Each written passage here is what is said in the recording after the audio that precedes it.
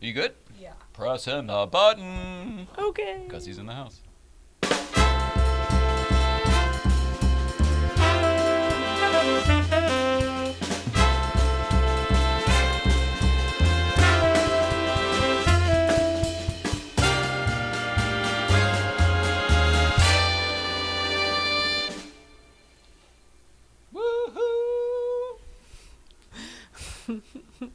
This is fun. Woohoo! Gus is in the house. Yeah. What's happening, Mrs. Ryan? He's so tall, Gus. You see him all the time. You just noticed he was tall? I guess we just sit down at Breakfast Club a lot, and when he that's so showed funny. up at the door, I was like, whoa, you're so tall. How tall are you? 6'5". Yeah, 6'5". I'm 6'2". Oh. So you're, 6'2" used to be tall, and you're kind of used to that. 6'5" is pretty fucking tall. Yeah. Yeah. Well, Yeah. gee, all right, now that we That's got that my out of the day. way. Welcome back, everybody. Today is Thursday, April 11th, 2019. My name is Jay Ryan. This is Nicole Ryan. We are the Ryans, and this is It's Tonight's Show. Our guest this evening, we were just talking to over there, is a tall drink of water. His name is Gus Seyffert. He's a musician. We know him through Porsche stuff, coming to Breakfast Club, and we've got a lot of mutual friends, and we've got a lot of stuff in common, so we're going to talk about that stuff today, as well as get into what he's up to and what he does for a living, and it's pretty impressive. Yeah. Yeah. That's what I have. How about your hellos, Mrs. Ryan? What's happening with you? I'll just say hi to everyone. I don't have anything specific. Really? Just Yeah. say hi to everybody? Hi, everybody. Hi, everybody. I like riding in cars. I sound like that lady Squirrel. in that movie, yeah. Which one? Christmas Vacation, the old lady. Is your house on fire? Yeah, Clark? that one. That was Betty Boop. That's the woman who did the voice of Betty right. Boop. I can't remember her real name, but Aunt Bethany on the Christmas Aunt Vacation. Bethany, yeah. I Is hear your myself. house on fire, Clark? I say silly things and I keep laughing Don't at throw me myself. down, Clark. I know. Is Rusty still in the Navy? Oh, my gosh. Well, I don't think you sound anything like that girl, but it was nice to take a trip down memory lane to Christmas Vacation Land with Aunt Bethany. We've got a couple things to get to today, both Porsche related. One is actually, I'm not going to give you the option today. I'm going to do this instead. Well, today is Thursday, and every Thursday, you know what we do, Mrs. Ryan. Thursday night means it's time to go take a trip back memory lane. Oh, let's see. Run down the road that is TBT. Roll it, Hal. Jeez, I'm stopping it. Good. Here. That's not the right one. Look at that. I moved the wrong one over there. All right, but still TBT, Okay. but it won't be as angry. Roll it, Hal.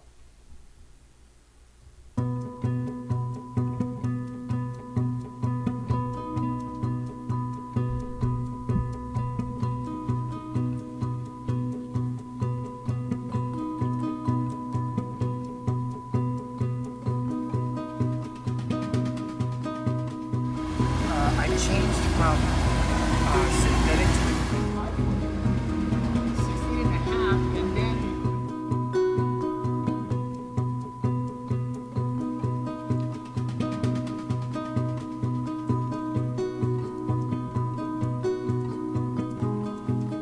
all the way around in the tire. Oh no, the guys are great.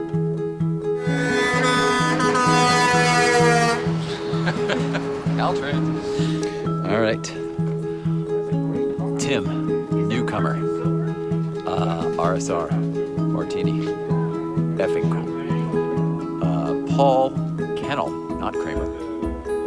No, Paul Kramer, not Kennel. Damn it. Brought this 993S C2. I'm going to drive that. Let's go.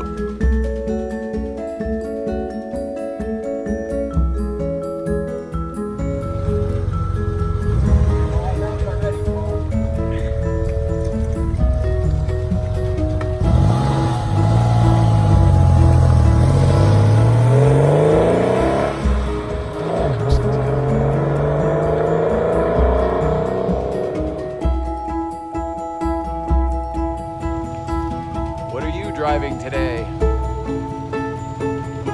Yeah, I'm being delighted by this 993S. What's up, Mrs. Ryan? Hello. We are both in love. We have to figure out a way how to buy this car. Boy, it's perfect, isn't it? It's her favorite one ever, and it's the car that got me into all these cars. Yeah, it's a perfect hybrid. All right.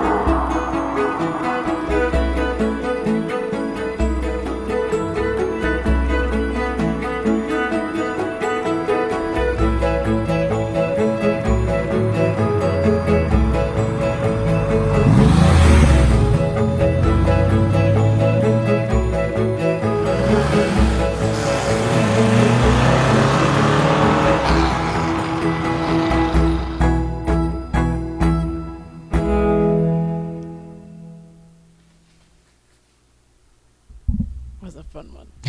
Do you remember that day? Yeah.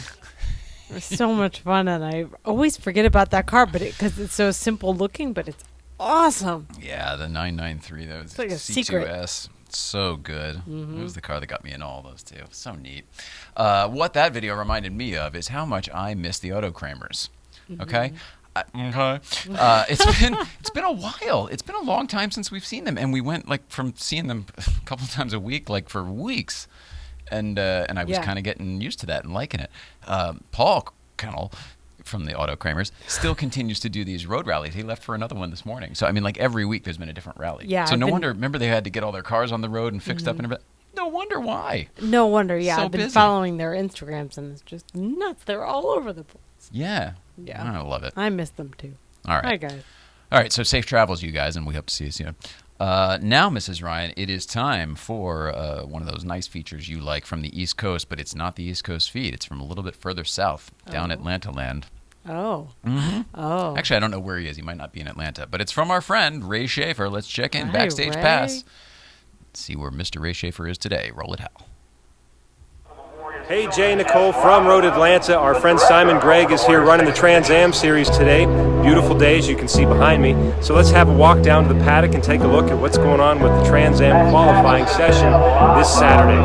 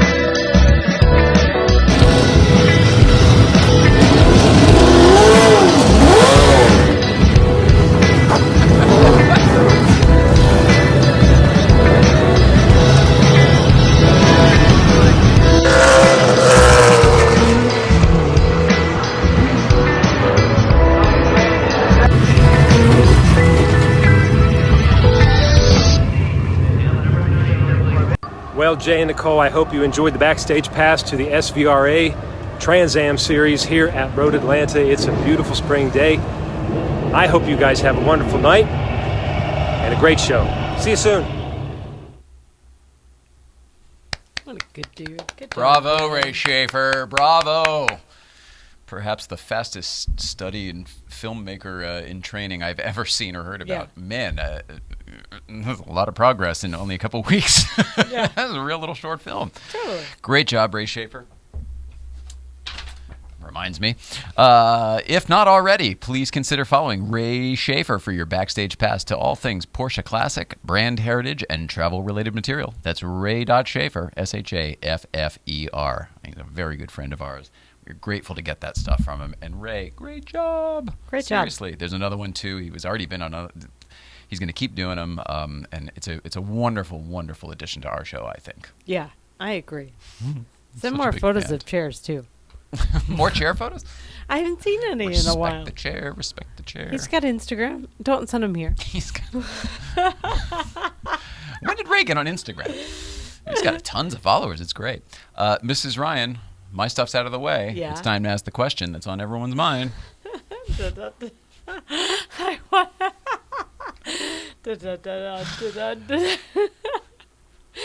forget the song. Dun, dun, dun, dun, dun, dun, dun, dun, dun, dun, dun, dun, dun. What's going on, Mrs. Ryan? Hey, Netflix is in talks to buy the Egyptian theater. Oh, okay. Did you hear that? No, Um, I don't have a problem with it. I mean, does it matter? Is that going to get them into there's all the controversy right now of like they're not theatrical movies, but they will be if they own a theater. there's the workaround? a ton. No, yeah, maybe on a high level of business, but like they're saving it, and it's a charity. It's run by American Cinematique right now, which is a charity, and Right. they're like, we need help. So Netflix is like, sure, we can do that. We'll preserve the history that's there. So, I think it's pretty cool. They got money. They're here in Hollywood now. Why not? Yeah, and they're just going to do screenings. American Cinematique's still going to do events and stuff there. Is that how so- you pronounce that? When I used to do events, I did some events there with the DeLorean. We actually brought the time machine there and stuff, and it was I thought it was Cinematech. That's how we called it at the PR office. Then but I for sure trust you versus a bunch of nerdy DeLorean guys. Okay, well, you can still but put myself included at the time. still put your hands in there. So as long as you want. McDonald's is finally going back to a limited late night menu. Tell me about that. Going Going back to. Well, because when I was a kid, okay, it's probably a couple things. I remember when I was a kid, they tried a bunch of stuff, and like I might have been in a test market and didn't know it. What does that mean? You saying like they rolled out a late night menu previously that you? They offered things longer hours, so like you could get stuff later at night. Okay, but it's not a different menu. They're just open longer. I mean, I'm not asking. I'm not trying to lead the witness. They're limiting what they offer late at night now, whereas like currently, right now, you can get mostly anything except breakfast. Well, even some breakfast items. Perhaps the wording was clumsy, but I now understand. Absolutely. Okay, go ahead. So they're limiting their late night menu. They're paring it back. You can get everything else whenever, but some of their locations are open 24 hours, which is nuts. Anyway, but now you can get like quarter pounders and stuff that you go to McDonald's for, McNuggets, and so if you go late at night. Can we move on? I can't tell which Sure. side of the fence you're sitting on that one. I'm on the side of the fence of like places are places for things and you can get them late at night. But I guess in that similar logic, 7-Eleven and Wawa are trying to go healthier. So there you can get good for you snacks more readily available at convenience stores across the country. Apparently, okay.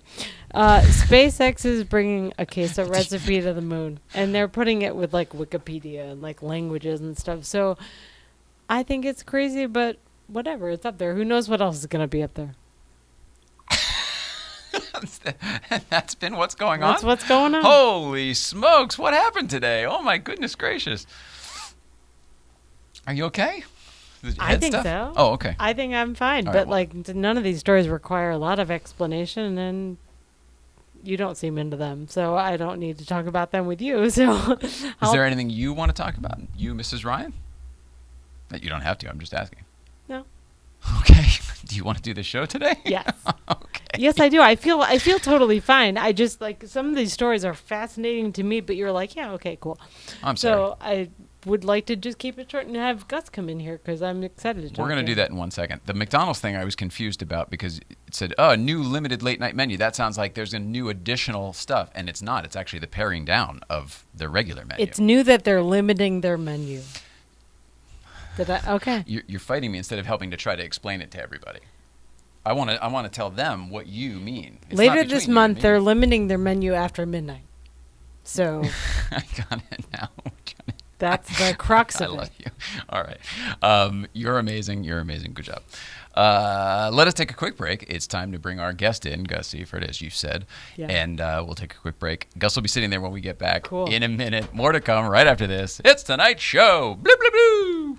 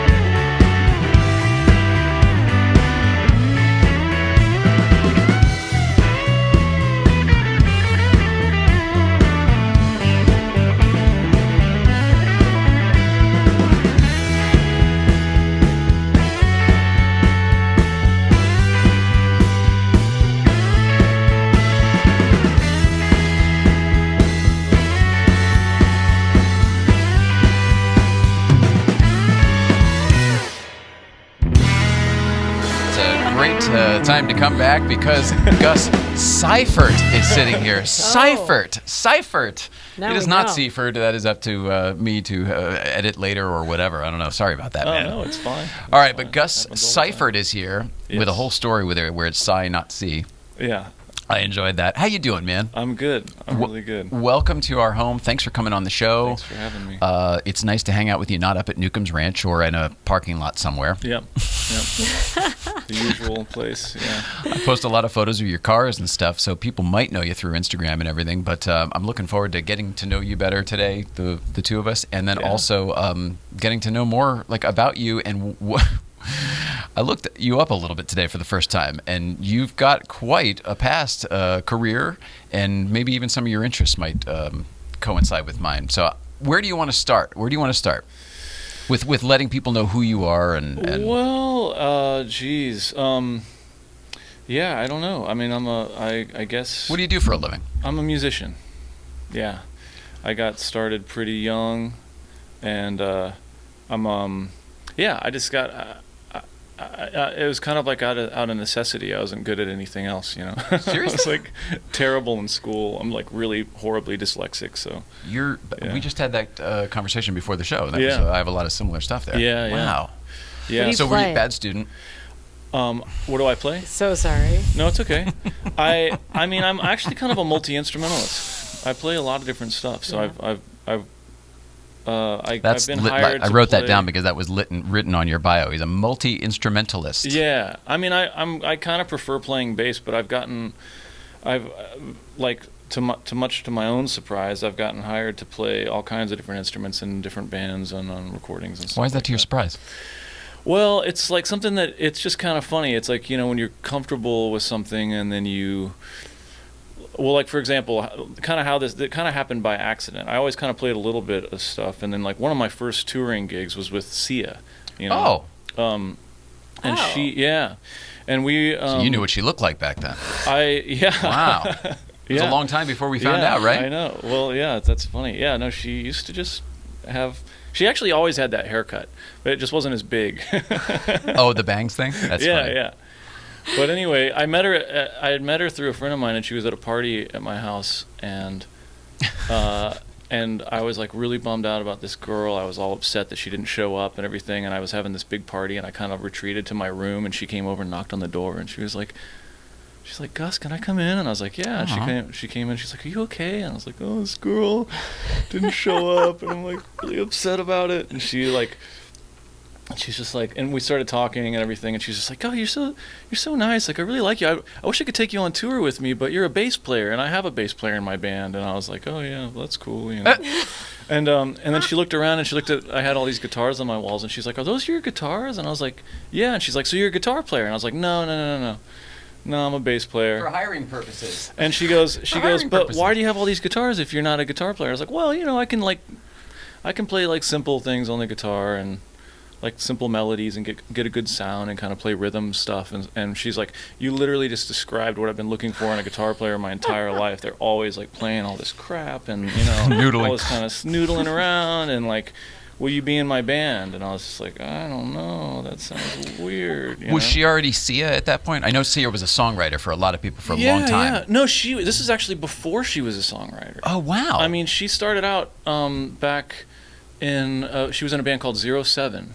I used to love 07. Yeah, I didn't know she that was her. like one of the rotating singers in the band. So and then coincidentally, another good friend of mine, Nigel Godrich, you know, produced I think their first record, one of their records, and so she had done that, and then she did her first solo record. It's called Color the Small Ones, and she had a hit song from that was like the last song for the 6 Feet Under soundtrack. And it was Yeah, Breathe Me. Breathe Me. Yeah.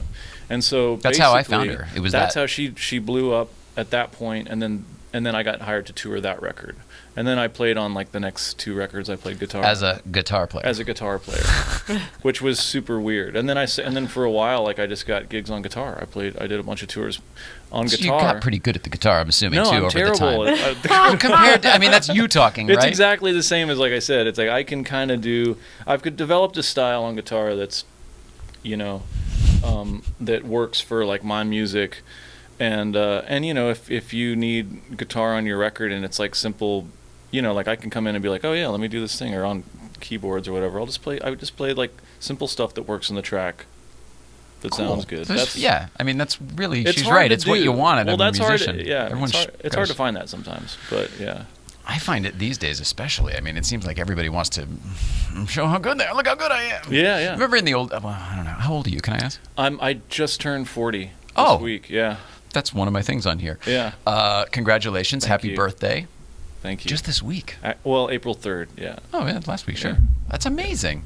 Congratulations. Thank you. Did you do anything special? I mean, I'm not going to get off I had a tangent little here, but party. I Sia had- was there, knocking on the Sia- door. This just actually, happened. Damn, you know what? I forgot to invite her.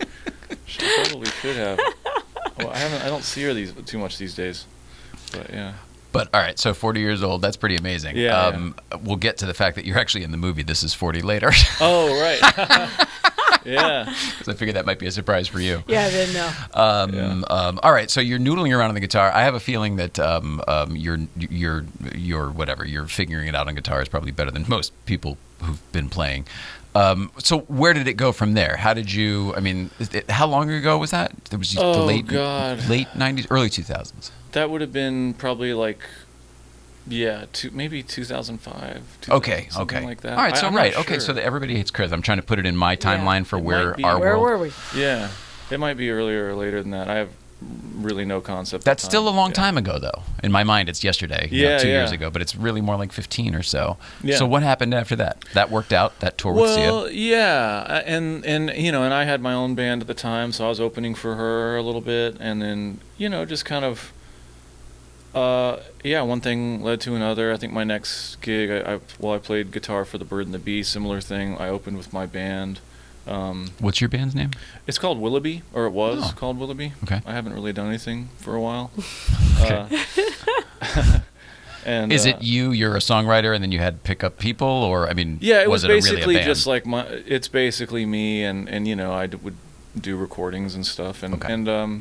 yeah. So I mean, when I was really young, I started. Actually, I'll go back before meeting Sia. I started out on guitar and then acoustic bass. Were you? Hang on, I'm going to go even further back. Were you Okay. getting in trouble when you were in school? When you weren't a No, good student? I You was were a good guy, I right? was a super good play by the rules kid, but just terrible in school. So I was But like the teachers liked you and stuff, Oh, right? they loved me. Yeah, same Yeah, here. yeah. Boy, that's very familiar. I was like, I mean, I was troubled because I was like, pulling out my hair and stuff because I couldn't read. Yeah, they didn't know what to do with you. Yeah, Probably. they didn't know what to do with me. They were like, "Oh, he's not dumb, but he's Where- not doing so good." And then I found the music thing, and then that was. Where were you geographically? What part of the I'm country? from Kansas City, Missouri. Oh wow, that's beautiful there. Yeah. That's a great music town too. It is, yeah. And then that shaped me because I got, my main instrument probably is acoustic bass, upright bass. Really? Yeah. And so I my started favorite. playing jazz, and I got, and I kind of,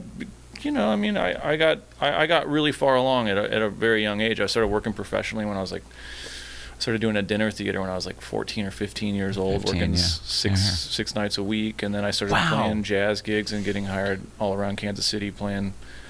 The stand-up Playing bass? upright bass, playing in old swing bands and stuff with like Whoa. old guys, like 70, 80-year-old guys. I got to play in the Benny Moten Ghost Band, and Jay McShann would come by and play with us. And I played with like Claude Fiddler Williams, who was like Count Basie's guitar player. There was all kinds of people. You grew like up that. at the wrong time, right? You were just born at the wrong time, basically. I don't You seem know. to appreciate Yeah. stuff. That, I mean, even the guys you were playing with then, you're a kid. The music wasn't cool then. I mean, I loved it too because I came up through jazz also, Yeah. but it was not hip.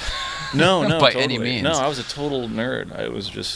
It just was. That's, there was a jazz program at school, and I was good at that, and I wasn't good at anything else. So I just, focused on that. Yeah. And then at some point I kind of discovered the Beatles and all that stuff and got really into classic rock. And Was it the Beatles that did it for you? It was Buddy Holly I for would me. say That's what I'm asking. Beatles did it for me. Maybe that actually probably precursors the whole jazz thing. Yeah, the Beatles, because my dad would play me records, play me like Abbey Road when I was a Oh. kid and stuff like that. And So it's an that's influence such a even if you don't great want it to record be. for kids. It's such a great kids record, but it's a great Really? record. Well, you have like Bang Bang, the simplicity Maxwell, of it all. Yeah, Silver yeah, yeah. Hammer, and you have all they're kind of almost like Here Comes the Sun. Like some of these, they're just I don't know. But Here yeah. Comes the Sun's on that one, on Abbey Road? Actually, is it? Yeah, I don't know. Maybe. I'm not like a It's okay. super aficionado, but I mean, Don't worry about it. that's what kind of got me into everything. So, but yeah, I think it is. Is it? Yeah, I don't It's a know. nice song. I listened to it when I was a kid. That's what I was Yeah. asking. But yeah, so that kind of sent me on like a whole little journey, and I was at a So how did you get out of Kansas City? well. Was that through music? Yeah. So I got, I was basically flunking out of high school, but I was winning like all the, I was in like state jazz band and all that kind of Yeah, stuff. of course. And working all the time. Oh, yep. Sorry. Make sure it's pointing at you. There you go. And we were. Somebody got to teach this guy mic technique. I'm just kidding. I'm totally kidding. Yeah. So I was kind of flunking out of school, and Yeah. my folks were like really pissed off because I was at a magnet school program, and it was Oh, great because man. they had all this great stuff. We had like recording studio class and Wonderful opportunity. all this great stuff that I was learning and playing, in the choir and jazz band and all that kind of stuff. But the magnet schools always had us working. They would put out their best students. Like we'd go out like 2 or 3 times a week to like do demos for like the city to keep the funding coming in. Right. Like, look at these kids, they can play. And The program was working for you in that regard, so you all of a sudden became a poster boy. I got to skip school for that, and in result, which was great, and then I started flunking because of it. And then my mom was like kind of one of those kind of like moms who was just like, really kind of involved in everything. She's like, oh hell, and then they wouldn't let me go to state. They were like, you can't go to state because you're flunking your classes because you're playing gigs for the school. And my mom was like, oh hell no. That's backwards. Yeah. So she made them start paying me, and then I left and I went to like this weird private school that was like a liberal arts school kind of thing? No, it was really for kids it was like a lot of people that had like Down syndrome, and like there was like a guy there who was like psychopath, like literally, like yeah, there was like all school. kinds of like kids that were pregnant and stuff like that. And I was there, and then I was really good at that school, so they just let me out super early, and I went to college when I was like 16, and I went to Cal Arts. Wow. Yeah. And you got in at 16? Yeah. Yeah, and I went there to study with Charlie Hayden, and did like a year and a half there, and quit. And but that still makes you less than 18 years old, or maybe 18 at this yeah, point. I think I was like 18 or 7. No, I was 17. I was 17 or 18 when I moved to New York College City. dropout after a year and a half, 17 and a half. Yeah. So then and straight to New York City? Then I went to New York to try my luck out there, and it chewed me up and spit me out. And I ended up back in Kansas City, and was in Kansas City for a few years just working as a jazz musician. Regular life. Oh, Yeah. okay. So you're still doing music? Still doing music, yeah. And I made a good living. That's kind of when I started getting really obsessed with cars. Really? Yeah. Oh, because you were making money? I was making money. Yeah. And it was like, Where am I? yeah. I've always liked this. Yeah. Why not look at it And a little closer? I always loved cars, so that's kind of when that whole thing started. And So what was it that got your eye, car-wise? Land Rovers. I'm still a huge Land Rover. You do. You've got a Dude. Range Rover, at least one Range Rover. Yeah, I have a 2-door Range Rover. I think it's a 77 Suffix F. I finally saw the pictures of it you posted the other day. Yeah, yeah. It's very cool. Yeah. The coupe element, the long doors, is very cool. Yeah, yeah. I've always loved those, and so when I was probably like 17, actually when I had my Range Rover when I went to Cal Arts. This same one, the one that you have now? No. Oh. No, I guess it was later. The timeline gets furry. Actually, no. So I started Cal Arts when I was 16, and I had my Range Rover, and I drove it out there. So I when I was 16, I saved up enough money. I got a Range Rover. It was an '88 Range Rover. This was like a '96 or something like that. I got it for $10,500. It was 140,000 miles on it. Oh my God! Bought it from a doctor who was towing a boat. And I immediately joined what was called the Flatland Rover Club in Missouri, and went out and four-wheeled, and I just completely beat the thing up and started modding it, and it was just... Doctor's like, what the hell did you do to my car? Yeah, exactly. I would take it back to him to be like, country look, club." it's got a winch on it, and there's body damage everywhere. Check it out. He was just like, ah. Meanwhile, he had it detailed every Friday. Yeah, exactly. Different people. Yeah, and then I got into that, and then that was when I really started getting I really loved Porsches, and I got some more money together, and I wanted a sports car, and I bought, actually, I think somehow we inherited like a little bit of money from my grandma, and my mom wanted me to buy a car for my little sister. Or she was like, you can get my car was like fucked up from like four-wheeling, and she was like, you need like a regular car, get a regular car. And I was like, okay. She wants a Camry or something like that, No, like a regular car. So a Honda. I bought a Saab. I bought an SPG Saab. That's what year? Yeah, it was an '88.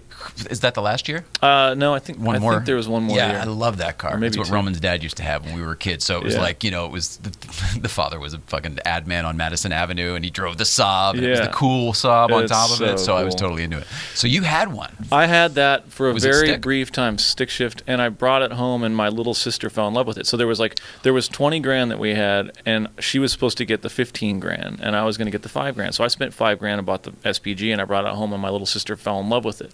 So then my fell in mom's love like, with it too. So my mom was like, and I was trying to get her like to buy like a 9,000 Aero or something Yeah. like that. And she just didn't like any of it. She was just like, I like this Saab, I want that one. So my mom was like, okay, well, if you give your little sister the Saab, then you can have the 15 grand to buy something else. And I was just like, okay, all right, okay. The deal just turned very, very positive. I'm down with that. And so I gave my sister the Saab, and then I went shopping, and I tried to buy Porsches, and my mom would not let me buy a Porsche. I found... What year is it? We're still in the 90s now? This is the 90s, and I found it. I'll never forget it. I'll actually never forgive my mom for this. It was a 69 911S, and I believe it was a 6-pack Weber carbs. This is like the things that you remember. Yeah. You know, like I don't even really know At what the that time, means. it was just a pretty nice car. It was just like... It was a black 911, and I went out and test drove it and was completely in love with it. My mom was, and it was like 10,500. It was like way under the thing. You and could have had some money for a rebuild. Yeah. You know what that means now. It was just 69S, holy smokes. Gold badging probably. Yeah. Oh it my was God. nuts. Anyway. Your My mom's face like, says it all. my mom was like, absolutely not. You're not getting a Porsche. So I found an M6 BMW, The Shark, the same. Yeah, the what Shark, year? 88. Oh, same thing. Very Yeah. cool. Great car. And I got that. It had been in an accident, so it ended up being kind of a nightmare because that was really cheap for that car at the time. Yeah. They were for whatever That would have been reason. cheap for a 635, I think, at the time. Yeah. That was right in the pocket there. Yeah, I was yeah. buying these cars at the same time with the Yeah. same kind of influence. Yeah.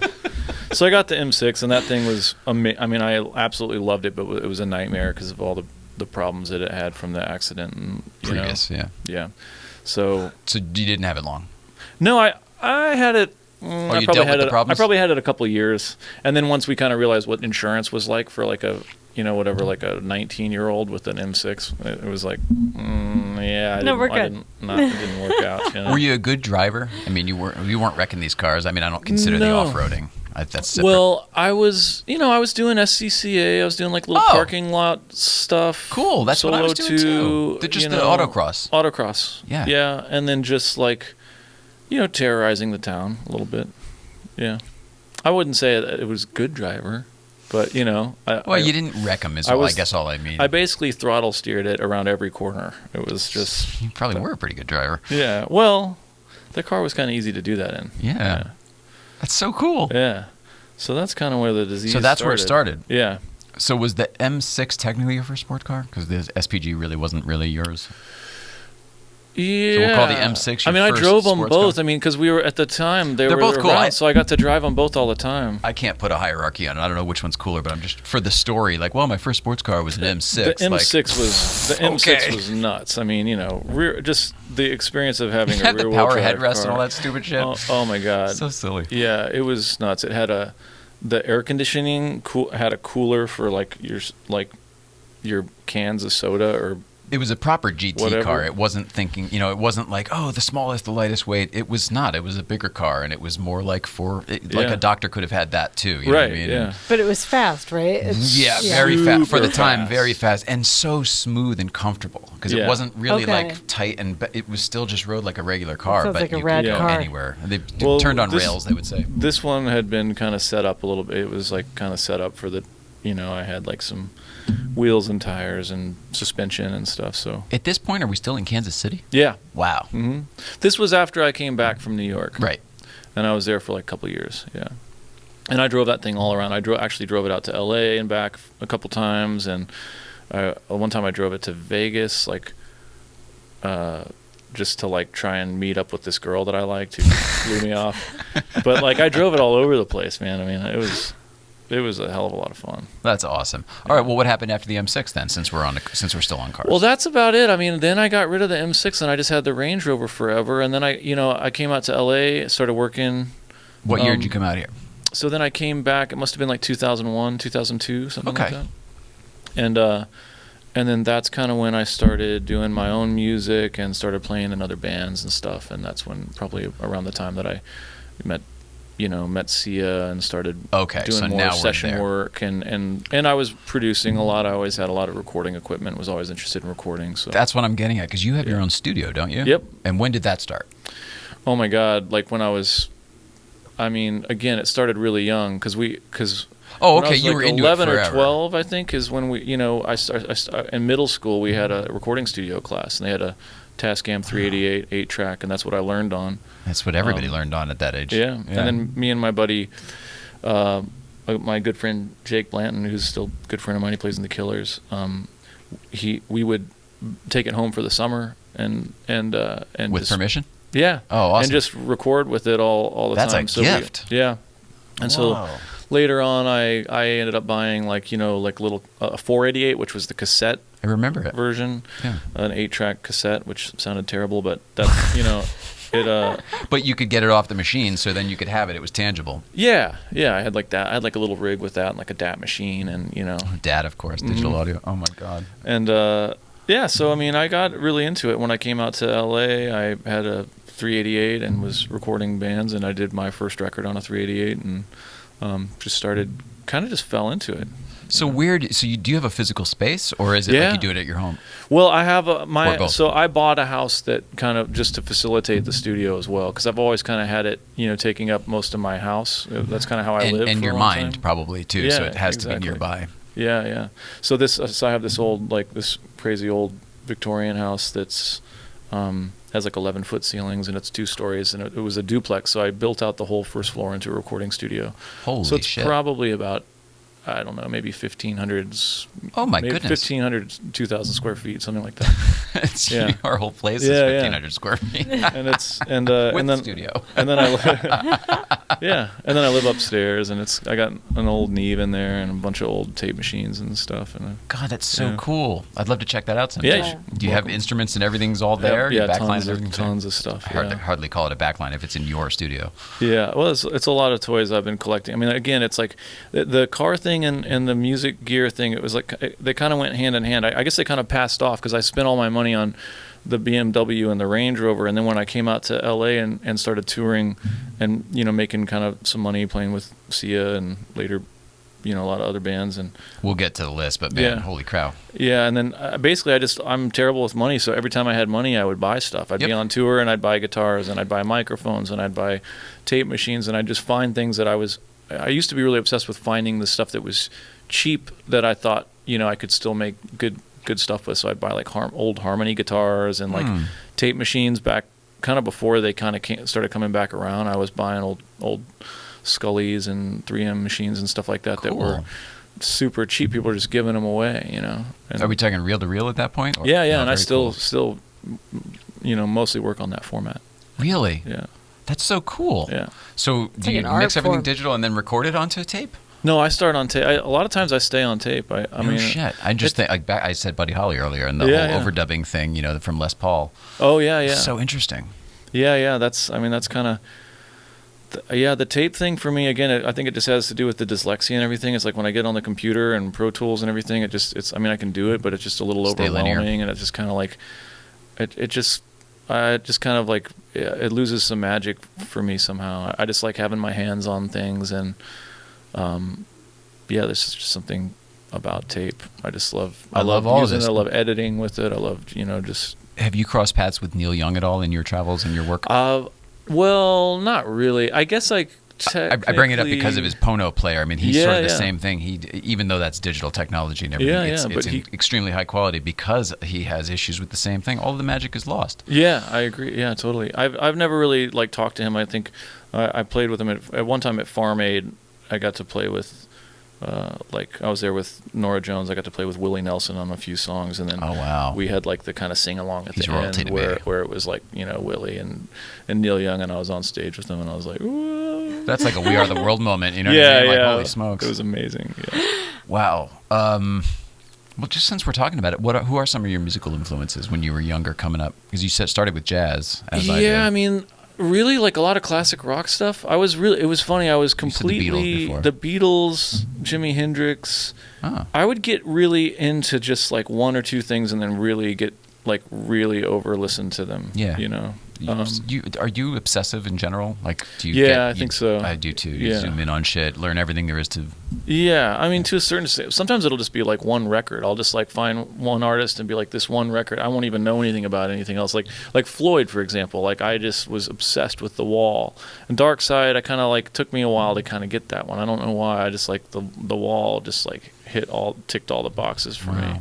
And that was like, I just love that record. So. Could be timing too, right? Because didn't The Wall come out when we were kids versus Dark Side was way before? Well, yeah, it was like my sister was listening to The Wall. She had like a cassette, and we'd share, the different sides. Like I'd take one side, and then she'd have the other one, and we'd, run them back and forth. Yeah. I don't even know how that worked. But you're talking about Pink Floyd. We should probably talk about somebody you also play with. Yeah. Who's that? Well, Roger Waters. Yeah, I've been with him. That's a big deal, right? I mean, he's also royalty, musical royalty, rock and roll royalty. Yeah, absolutely. Maybe even literally royalty. Is he a sir? He might even. I don't think so. I don't think so. Yeah, he's a little bit. It's great. How did that come to be? I work a lot with this producer I mentioned earlier, Nigel Godrich, and he was producing. He got hired to produce his record and asked me to play on it, and so that's how I met him. I was playing bass on his record, and we just kind of. So you got hired to play with him, and then he hired you to play with him.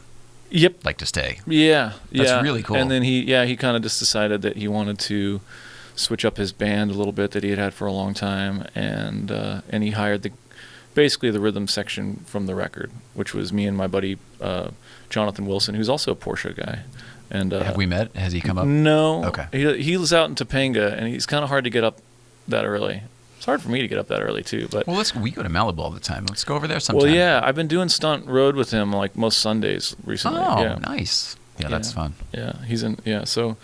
And then Joey Warrenker, who's a great friend of mine, drummer I've played with a lot with a bunch of different bands.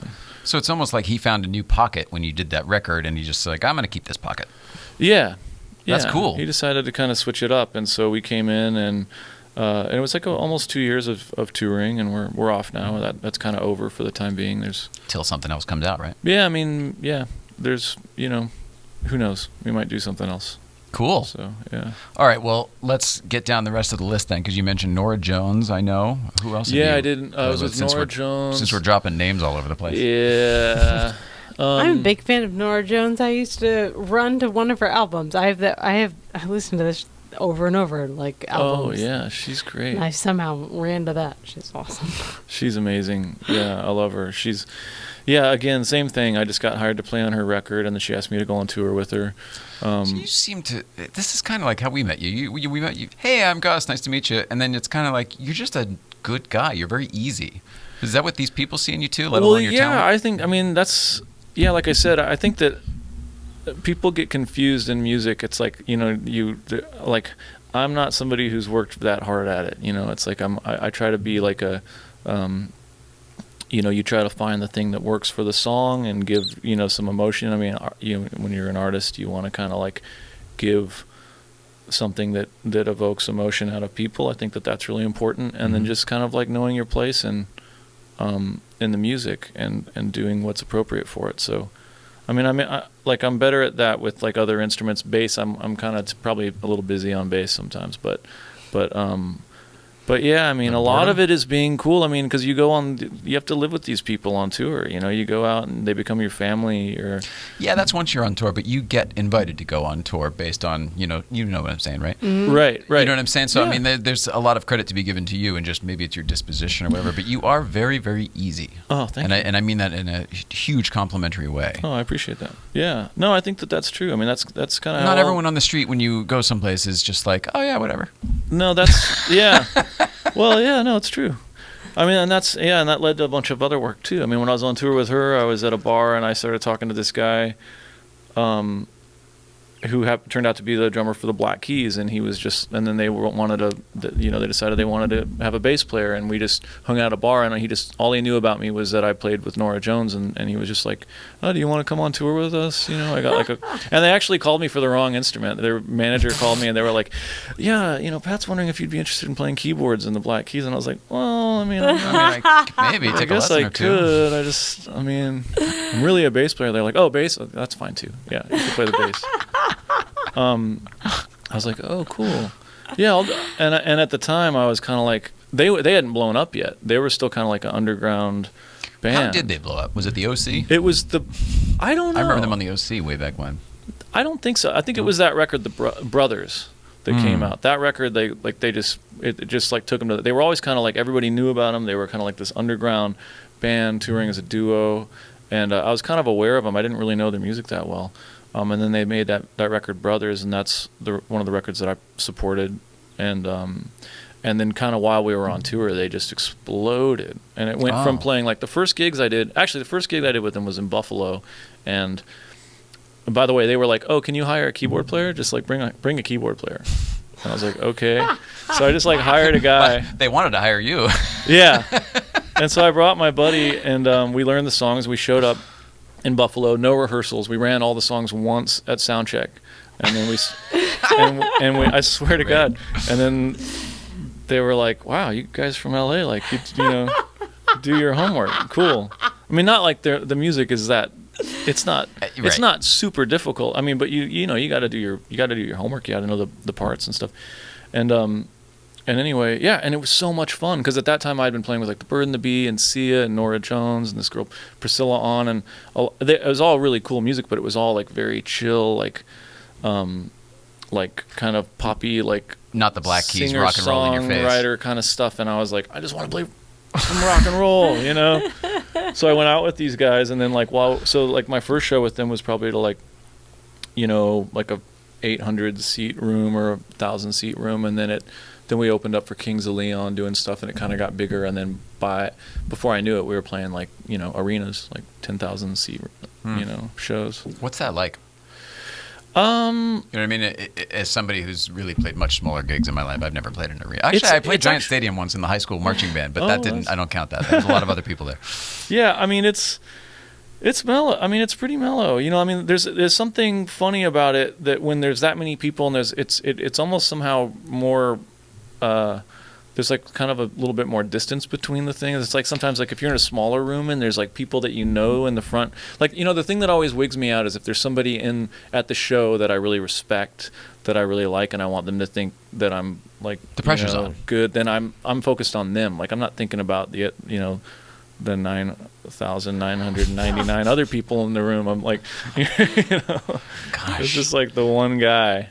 Well, you almost touched on it a little bit, though, but like the intimacy, when there's the separation, is that, I know a lot of people like playing that way. For me, I like seeing, and I'm equating to just talking to an audience, but I like seeing the people. I like being close. It is. Energetically, I feel like the give and take is a little more, realistic. Yeah, no, I agree. I mean, I think that you can feed off of it a little bit easier.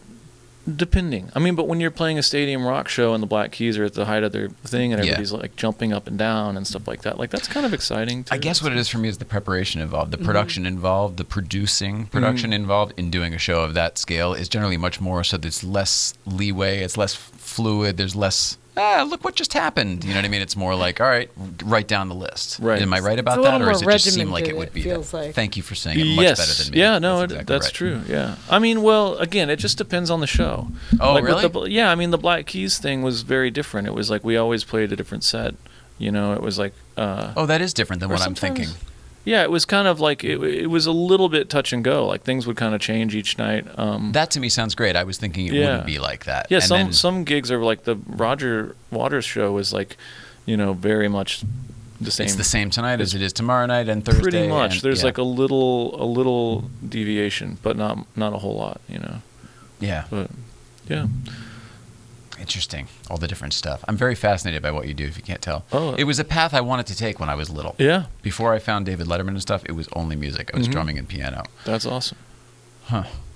Yeah. Do you play the piano at all? Yeah, I play keyboards as well. You knew that, I too. ended up actually and then after the Black Keys, I ended up going with Beck. I was with Beck for a while, and I played love mostly keyboards with him, and like background vocals and little guitar and stuff.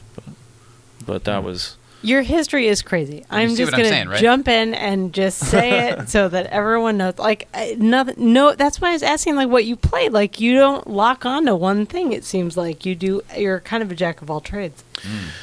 Well, I think you kind of have to do that. I mean, at least to me, I felt like being in LA and trying to make a living out here, it really made more sense to be able to do a bunch of different things. You know, like I think that's why it's such a great town to be a musician. It's like you come out here, I'm trying to do, you know, I've always kind of been trying to do my own music a little bit as well. And so you do that, but you kind of have to subsidize it by doing a bunch of other stuff. And I got hired to play in a bunch of different bands, do session work, sometimes film stuff. I work with, you know, my buddy Mike Andrews is a great film score guy, and that's kind of how I ended up getting in movies that I was playing on the soundtrack. Oh, cool. Or wait, maybe did I play on that? Maybe I didn't play on the soundtrack for This Is 40, but like as the IMDb said, you were in Ryan Adams' band, because I believe you were in Ryan Adams' band. well, yeah. Oh boy, yeah, yeah. Right. I don't know if that's true or not, but that's what it was. No, quoted on I the wasn't thing. really in. I was never really in his band. I played on a few of his records. Oh, okay. And I worked with him a little bit, and he was always kind of somebody who drove me a little bit crazy, and we had a falling out years ago. That's common in your business, isn't it? It's common That's with more Ryan common. Adams. I don't mind saying that, especially at the time. But yeah. I was going to say his stock has fallen a little bit lately. Yeah, it's not surprising. But yeah. So yeah, that's what that was. But you were in Yeah, his band in the movie? Yeah, in the movie I was in his band. It was like there was some So scene. it's Paul where- Rudd is in the movie, and it was the Leslie. Apatow movie. Yeah, right. Paul is married to Leslie, and they got the kids and everything. Oh, he's a record executive in the movie, right? He's got his own record label. He's like, oh, I wish I could sign Ryan Adams, and, Right, and right, then like right. they go to see Ryan Adams, and I'm in the band. And it was just like, you know, It's the finale of one the of movie, those though, isn't it? He's like, I oh, maybe don't- let's go talk to him at the break. don't It's know. like, it's the Yes. end. It's like, Oh, oh, right. he It's realizes the it's the end. new life. Yeah. right. Yeah. So look at that. You're in the finale. But I He's was a also development guy, and then he gets stuck in this position of having to make money, Paul Rudd, and then he goes to see Ryan Adams at the end. Right. Yeah, I don't know. Maybe I saw it. I don't know if I saw it. I was in Bridesmaids too, and Really? that one I actually played Did you on the like that one? soundtrack for. And so there's a scene where I'm playing the upright bass in like a little jazz trio, and it's pretty funny. Too. Do you still do that? play jazz? Yeah, like upright bass and do like a little 3 or 4 piece. A little bit, yeah. I mean, actually, I made a record with some guys like a year or two. Actually, it just got released a couple months ago, I think. It's just like this weird little trio jazz record that we did over my house. I'd love to hear that. It's called Duo Trio, and this guy Dave Palmer and Jay Belrose, and but yeah, I mean, no, I don't play a lot of jazz. I just don't really. Doesn't come up. It just doesn't come up. I mean, I love doing it. My chops are kind of down. I mean, I can kind of still play, but you lose your calluses on your fingers for playing upright bass, so my stamina kind of goes down. I start ripping up my fingers, and I'm like, Do you know a guy named Ryan Cross by any chance? yeah, sure. He's an upright I know, right? bassist Yeah, I I've love known him very much for I've this known him town. forever. Yeah, totally. I always thought, like, if this became a real thing, I'm like, I would just hire Ryan Cross and have him get a little pickup band, you know what I mean? And, like, just have a little 4-piece Mr. Yeah. Rogers style, just very, like, chill piano and, Yeah, like he's Steve great. Allen style. Right. Yeah, he's great. Since your calluses are gone. Yeah. Well, how about the Porsche you have now? Let's get to how Okay. you got that, why you got that, what made it happen, because that's how we met, and that'll Right. sort of bring us up to where we are today. Yes. Yeah, man.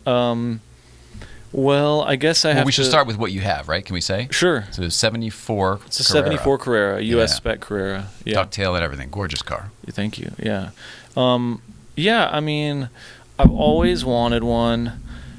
I mean, it's like in this business, it's so up and down, you know. And like I said, you know, when you kind of diversify between things, like I had been touring for so long. I did 4 years of the Black Keys, and then I was with Beck for a little less than a year, and then I decided I just wanted to stop touring and I wanted to just produce records. So I spent like 2 years producing records, and that was great and a lot of hard work and does not pay as well as touring.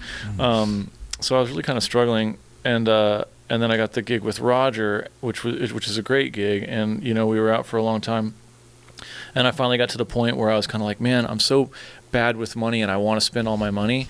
But I kind of had this idea. I was like, man, fuck it, I'm going to buy. I've always wanted one. I've wanted a 911 since I was a little kid. Since my mom wouldn't let me buy one. Yeah, and even before then. And I just kind of was like looking at what was happening with them, and I was like, this is kind of, and maybe it was just kind of a way for me to justify it. But usually I buy equipment, like gear that I'll use, and I can deduct it in taxes, and I think, like, you know, most of it's vintage equipment, and it just continues to go up in value. You're not going to lose money on most of this stuff. So it's the same kind of thing. I thought, well, if I get at least if I get like a vintage 911, you know, I can probably. You're parking money in the meantime. I'm kind of parking some money, and if I really need it, I can sell it, all that kind of stuff. Yep. And my buddy Jonathan Wilson, who I mentioned before, is another producer and musician that I've been friends with for a long time, and he's had a few. This is Stunt Road guy? Porsches. Topanga? Yes. Okay. Yeah. And he's got a couple right now, but he started with the 928, and I was kind of making fun of him, like, when are you gonna get a real one? You know, even though I love them all too, but I had the 944 Turbo when I was a kid, and everybody was like, oh, you couldn't get a real Porsche. Yeah, exactly. It's just been in my head ever since. Yeah. I was just kind of like, I had to give him crap about it, and then eventually he bought a hilarious car. I'm not going to go into it, but he's actually been building up this car into like an RSR. He's trying to build like a RSR tribute. Cool. But he also has a 75 911S. Oh, nice. And so he had already put a lot, like he had already started kind of learning about like, well, who are the mechanics in town that you want to deal with, and like what are the better cars, and he's right. It's California guys, they do their homework. They do their homework, and he's really good at that stuff. So he was with me, and basically we were just on tour, and I was just like torturing everybody in the band by like looking on eBay, bring a trailer, and Craigslist, and be like, what about this one, or what about that one? What do you guys think of red? And it all kind of came down to like, okay, I don't really have long hood money, and you know, so I'm looking at impact bumpers, but I really wanted pre-75 so I didn't have to worry about smog and stuff, and so yeah, I mean, actually this car was on eBay, and I kind of had my eye on it for a while, and they were asking kind of a lot for it. It had an engine fire, and the second owner who I'm in contact with had it since 1975. He bought it in 75, and he had it up until a couple years ago, and I went to some PCA guys that kind of were going to flip it. The guy that had it before, he had an engine fire, and he replaced the motor with a 3.0 that was rebuilt. Oh, wow. And so to me that was perfect. I was like, okay, this thing, it's like, you know, because they're kind of rare cars, like that's and I love the Jonathan actually is the one that kind of turned me on to like the hips on that it has the RS flares in the back, and it just has that so good looking, such a nice ass. It's just beautiful, and so it kind of makes it kind of a special car. But the fact that it had like another motor in it, and it had like, you know, it had kind of been through something, I felt like, well, this is a car I can fuck with. I can drive it. I don't have to worry about it. Right. I'm not gonna I didn't want something that I was afraid to go have fun in. It's a good car. It's just not original. Yeah, it's not original, and it doesn't make it any less. It has a little bit more powerful motor, which is not a bad thing to me. It's like I was like, that's cool. How do you fit in that thing? It just occurred to me. You mentioned the motor. I'm thinking 6'5". Yeah, I'm pretty tight at 6'2". Yeah, I don't fit in it very well, but you just kind of. Are you your regular stock seat in it and stuff, or do you have a racing seat? I have like a race seat that I've been kind of thinking about putting in it. I just think it's so ugly. I just don't know if I really want to put it in. You could always get a different one, but you know what I'm saying, right? Because you get a couple inches off the off the totally. top. Yeah, and unfortunately, mine's a sunroof car, so that hurts it too. But actually, I took it over to. I ran at Cars and Coffee. I ran into Coco. And Coco was telling me, he was like, yeah, we do a thing where we remount the seat in a different way, and it gives you a little bit more room. And I had him do that for me, and it kind of gives me a little bit more headroom. Oh, good. So you already worked around it. But I also kind of figured out a way to kind of sit in the car where I'm pretty comfortable. One of the things I had to do was put like a prototypo steering wheel in, like a smaller wheel, and I put. That's something that the factory should have done. You know what I mean? Like that does just make it a little bit easier. Yeah, and I had to pull out the AC because that was in the way of my knees. So I put. You had the aftermarket AC under the dash? No, it was actually stock. It was. Really? It was factory. I traded it to Marco for some labor. Bravo. Bravo. Good job. Yeah. Good. It was Oh, that's right. I remember when your car. That's right. I forgot. Yeah. Yeah, I was visiting. That's right. Yeah, so I took that out and then I put like a little short shift kit and an extender just to get my seating position just kind of right. And I'm actually pretty comfortable in the You car. made it yours. Yeah, Good for you. it's great. Yeah. That's so cool. So that's kind of where it's at. And Well, how did you get it? How did that all transpire? Just well, you found it was while you I were on tour? lowballed the guy on eBay, like kind of like, oh, he's probably going to be super pissed off. But what happened was he just came back to me and was like, look, here's the deal. I'm having trouble selling the car. I really think it's worth this, but this is as low as I would go, and it was kind of like right in my budget, you know. And I figured, well, this car has got it's a rebuild engine. It seems like it was Kind pretty of a good thing. straightforward. You know, I was like, it should be a pretty trouble-free. Of course, I ended up spending a shitload of thing. money. There's on no that such thing. I We went, all say that. No I such went thing. crazy. I was like, Isn't. I got it, and I was like, man, the suspension isn't right. And then I took it to Marco, and I was like, go nuts, Just do it. and just do it right. And then he set it up, and now it's just so insane. Have you been on the Crest before and after with Marco's setup? Yeah, Because yes. I bet it's a big difference. Oh my god. Yeah. Yeah. I That's mean, cool. it's one of those things. Like I haven't driven a ton of 911s, but usually guys who are familiar with them, they drive my car and they're just like, whoa, the way the chassis set up on this thing is ridiculous. No shit. Yeah. Well, all I know is whenever Marco does, it's a rare occasion when he can get out of the shop. He's also a brand new dad again, the whole thing. But occasionally, like once a year, he'll get out of the shop and come up to a breakfast club. I just know that anytime we're on the Crest and he does show up, he pops up in our rearview mirror. I pull over and he just goes on by, Yeah. and it's like it's not even the Yeah. car looks like it's standing still. It's Yeah, just yeah, kind of yeah. you know what I mean. Yeah. It's Yeah. nuts. There's He definitely knows what he's something to doing. it. Yeah, there's definitely something to it. He's got, yeah, he figured it out, I think. And that was his dad's car, the one I'm thinking of too. Oh, He I hadn't- I hadn't was there driv- that day when he came up He in hadn't that. driven that car since the day they, the memorial for Tony, and then he drove that thing up, and it was just like, what the frig? Yeah. Get out of the way! Yeah, This yeah. guy's no serious Yeah. business. Yeah. Breakfast Club. That's how we met. How'd you find out about it? Just being on Instagram and following Porsches and stuff, and I was just really kind of like coming off a tour. I was kind of like I burned out and kind of like needed some time off, and I was like kind of looking for a Something hobby. chill. You know, also I just wanted to drive it, and I've always gone up the Crest. I've also done a little bit with motorcycles and stuff like that. And I used Oh. to go up there a lot in my I had a Airhead BMW. And I go up there a lot with my buddies. That's cool. So You don't ride anymore? I got rid of it kind of right before tour. I was just having a lot of problems. No, I'd like to get back into it. I just got rid of my bike because it was having a bunch of problems. It was just time. Okay. I kind of needed That's to get good to a new know, though. one. You didn't get hit or go down or anything like that. No. I just got rid of it because I was like, it was mine. That bike was just kind of a piece of junk, and I've been kind of looking for another one. But the Porsche thing is kind of scratching that itch for me at the moment. So. Well, that's why you're incredibly creative and you do it professionally, which is super, super cool. How do you chill out? How do you, what do you do just Well, for Gus time? I think that's really important. I mean, I kind of learned it back when I was doing the Land Rover thing back in Kansas City. I got really involved with all these people, and it was, I ended up kind of having two completely different groups of friends, and Yeah. it would be hilarious because I'd have like a party, and it would be like half musicians, and there'd be Land Rovers up and down the road, and but we get that, obviously. the kind of thing of, I don't know, there's something about it.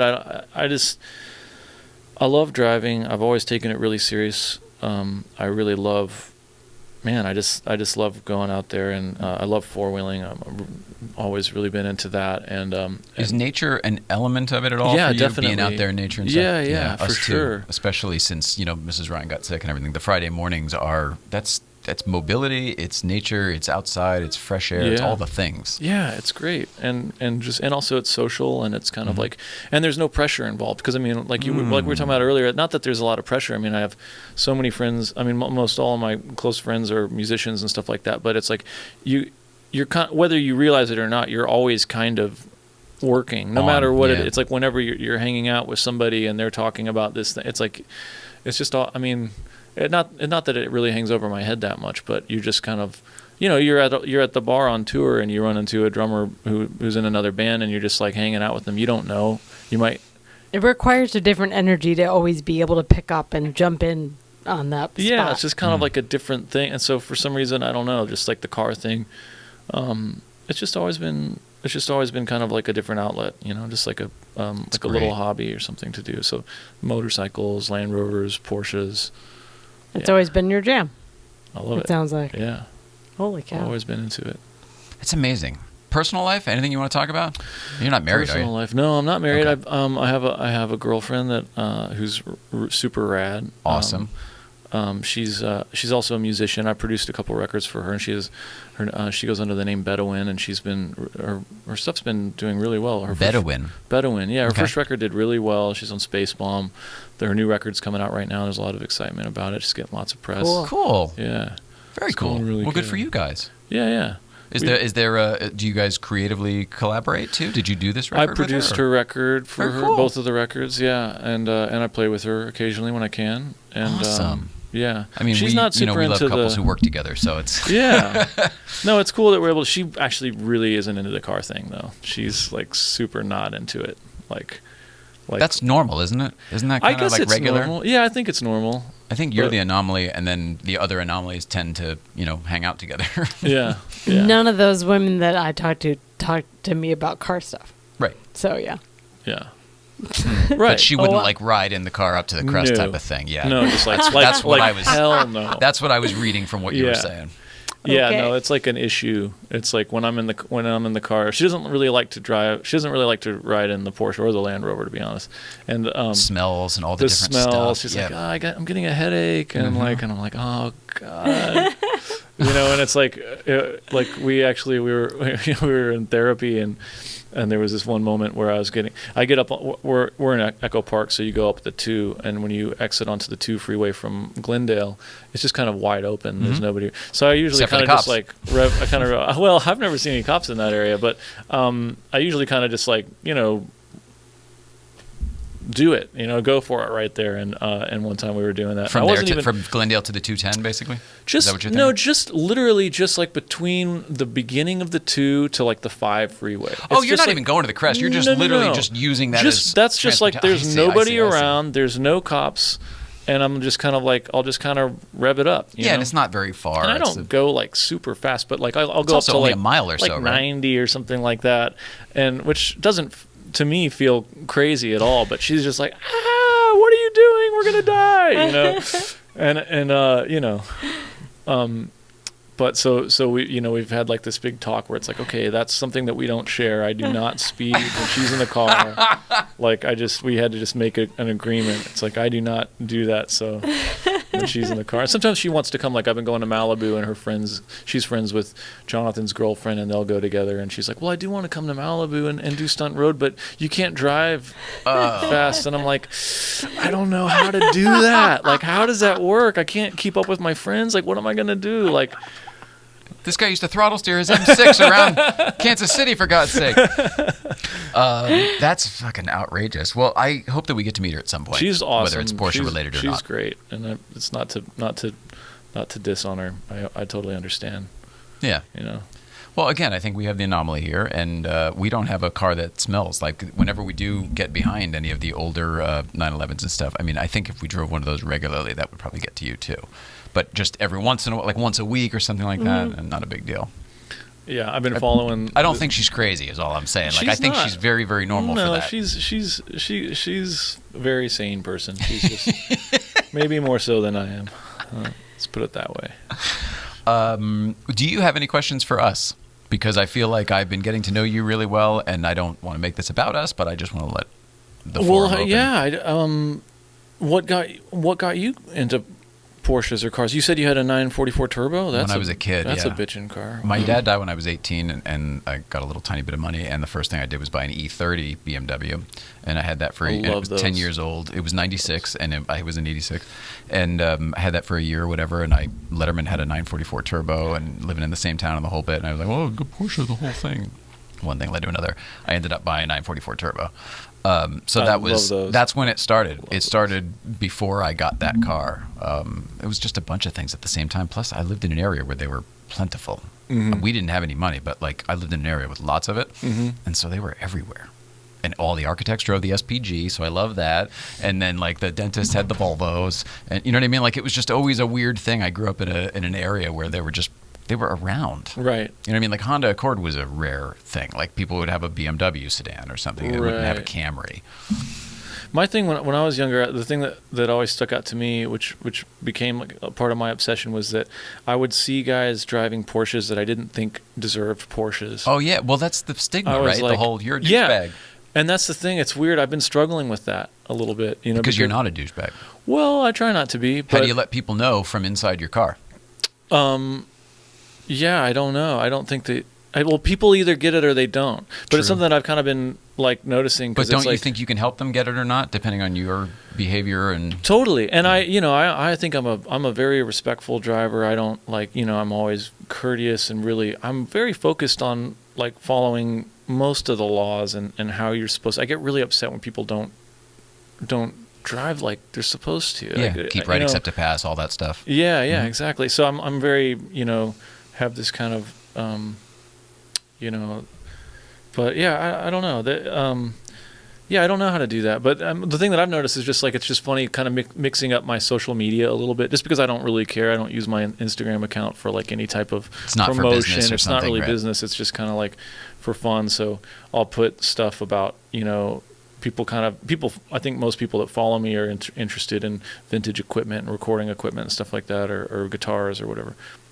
And so when I put pictures of like Porsches or Land Rovers and stuff, there's, there'll be a few comments that'll be like, "Come on, man! Like what? Yeah. Like what? Cluttering up your feed. Or like, what is this crap? Like what's your deal?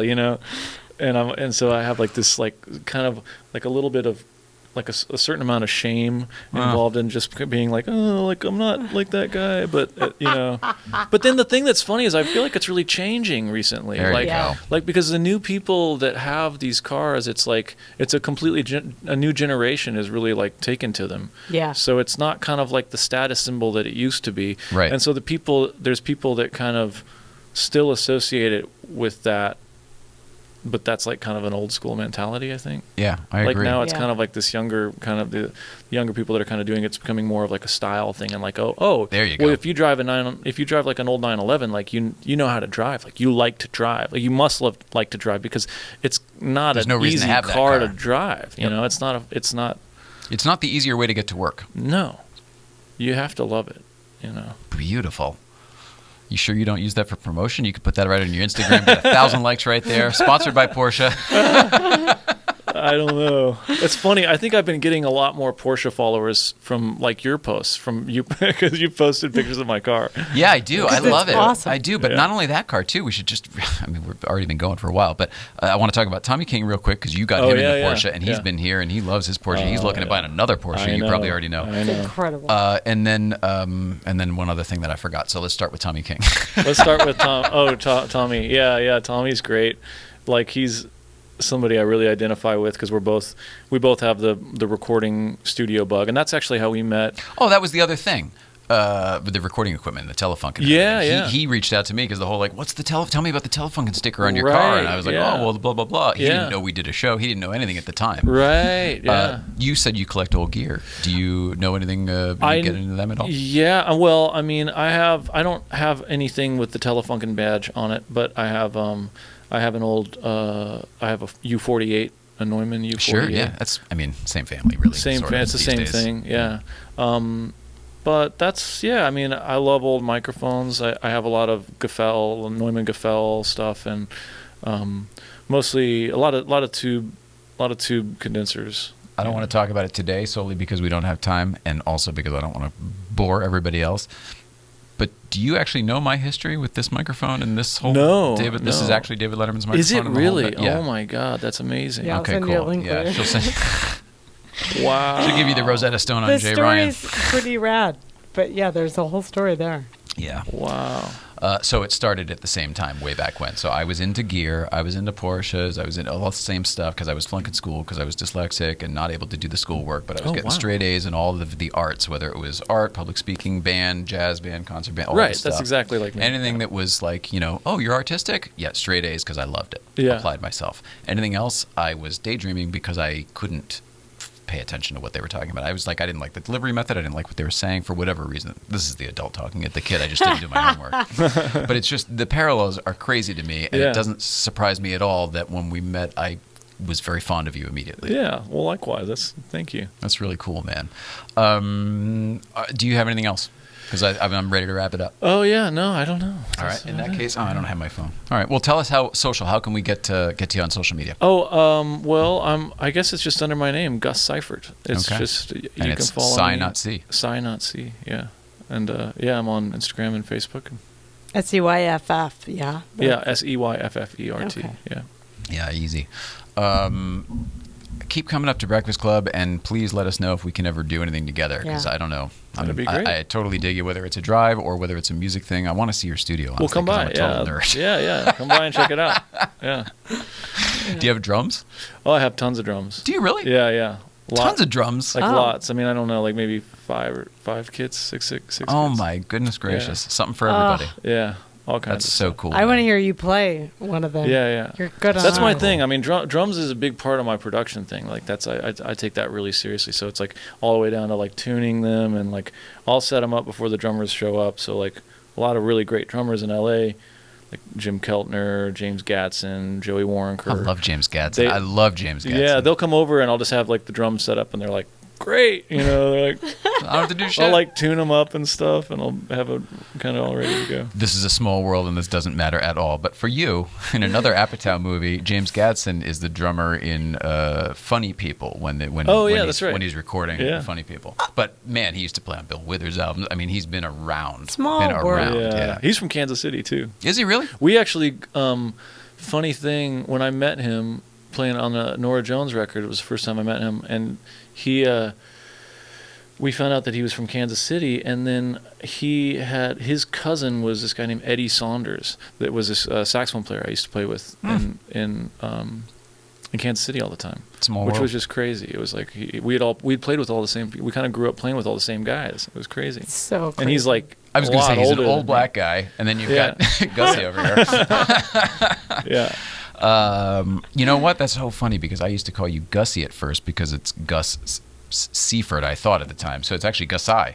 Gussie. You can still call me Gussie. People call me Gussie. Thanks so much for coming over, man. It Thanks was for really having fun me. to have A this lot. conversation with you. It was really fun to get to know you better, too. Yeah, likewise. I hope to see you at a Breakfast Club soon. Yep. Awesome. I'll be there. Mrs. Ryan, what do we have tomorrow? Tomorrow is Tomorrow's Breakfast Breakfast Club. We'll be up at Newcomb's Ranch. They open at 9. We get there around then. There's usually Porsches till around noon. Alternate routes are open. The slide is still closed. Looked like it was going to be open pretty soon, and now the estimates are mid-June. So it's happening all over again. Also, tomorrow is David Letterman's birthday. Happy birthday to Dave, obviously, on that. And then Mrs. Ryan. Next week is a wild week of shows. I only have a couple names here, but I know it's stacked. We've got Bobby Slayton and Mike Brewer from Bobby Slayton from comedy and Mike Brewer from Wheeler Dealers. They'll be here, and Yeah. some more people I don't even have written on here. It's crazy coming up. Yeah, you're awesome. Thanks. All right, well, I love you very much. I love you too. We love you very much, Gus, and we love everybody at home. Please, I love everybody. Oh, Gus, come back anytime. we love everybody at home. Please love one another and have a great weekend. We'll see you next week.